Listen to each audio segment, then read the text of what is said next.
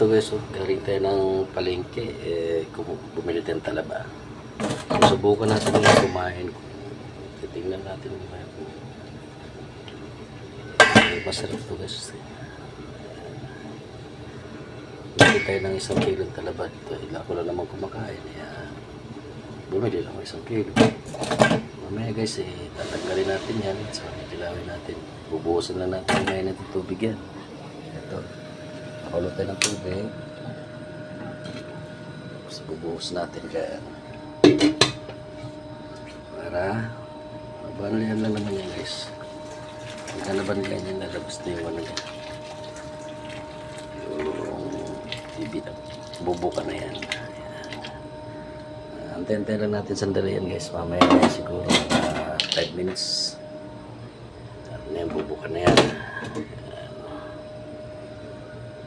Pagkatabukan yan guys, tatanggalin natin yung laman sa loob. So yan guys, mamaya bibidyo tayo ulit pagka natanggalan natin yan at saka kainin natin. Thank you. Salamat sa panonood guys. Paki-follow naman sa thank you guys.